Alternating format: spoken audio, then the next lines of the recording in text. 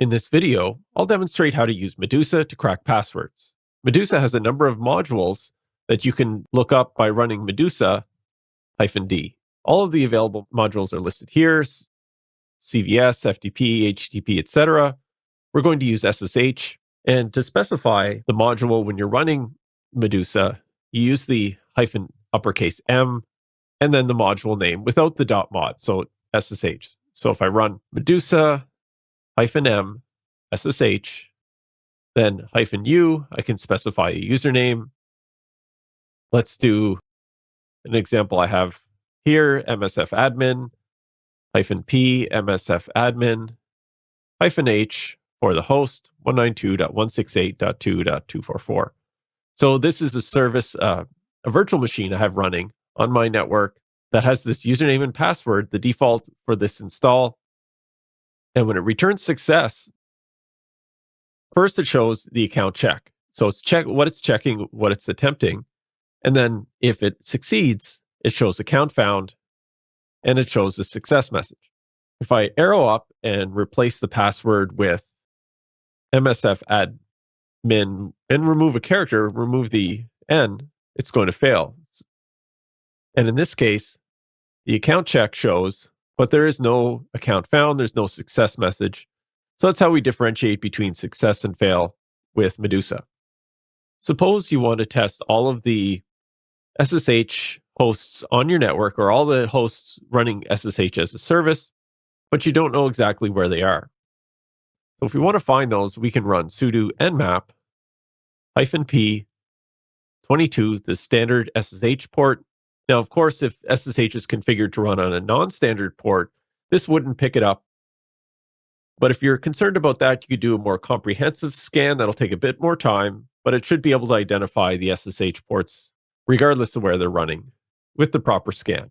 But in this case, I'll just use port 22 and check 192.168.2.0/24. So that's everything on my local network, all 255 addresses in that space. Now for the output, I just want to grab the IP addresses.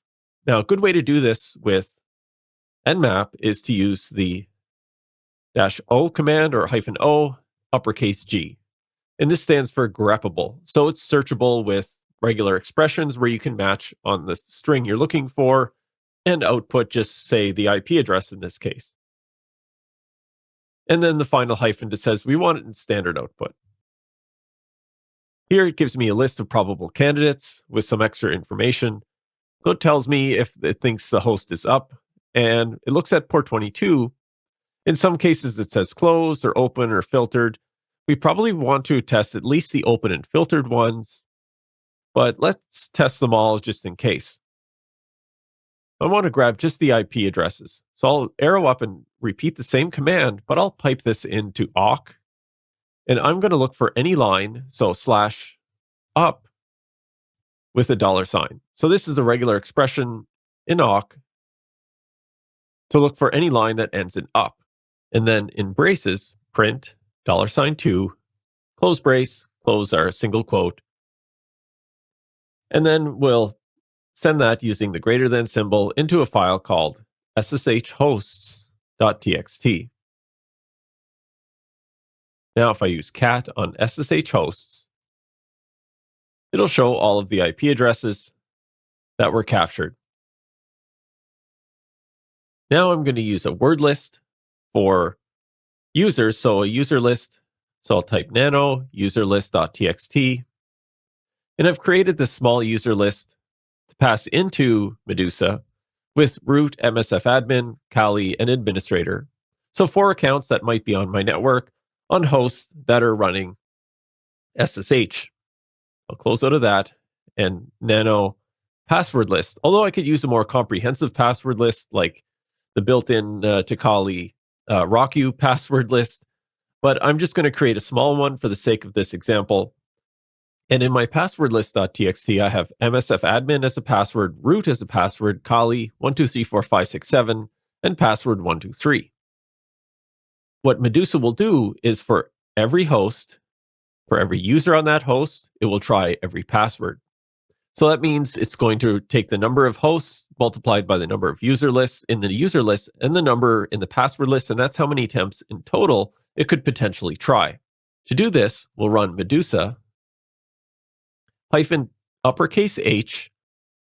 If we're specifying a file, we use uppercase letters for our arguments. So uppercase H, SSH hosts.txt, hyphen uppercase U, userlist.txt, and hyphen uppercase P, passwordlist.txt, and then hyphen uppercase M for the module SSH. And Medusa will go through as quickly as it can, trying all of those combinations. Right from the start, it couldn't connect to 192.168.2.1, so SSH wasn't running on port 22 on that device, but now it's trying on .43. So all of these are remote attempts to crack the SSH password. If it doesn't get disconnected or temporarily blocked, or it could be timed out by the implementation or by the configuration. If it doesn't get any of these, like I've already see a problem here with trying to connect to 192.168.2.43. The system should never be configured to allow a large number of attempts or an effectively unlimited number of attempts with no delay between the tries. Here, at least there is a delay, but after this many attempts, after, at most a dozen attempts, it should be blocking for any more failed attempts. I consider that a misconfiguration problem. So when you're pen testing for a client, this needs to go into your recommendations. You can see when it reaches a host that it's unreachable or there's nothing running there, like on 192.168.2.59, it makes a few attempts to connect and then it moves on. And finally, it reaches the 192.168.2.244, which I demonstrated at the beginning of the video. I'll stop this here. I'll do a Control-C to get out. And you can see when it reached the user MSF admin, password MSF admin, it had a success. So it will report this success message as it's going through. And the nice thing about this, when I do a Control-C and stop, I can resume my original scan. I can add hyphen uppercase Z, H6U, 4, H7, as it directs me to here in the result, and it will continue on where it left off. Very useful if you want to stop the process and resume it. So we'll stop there, and that'll conclude this demonstration of cracking passwords using Medusa.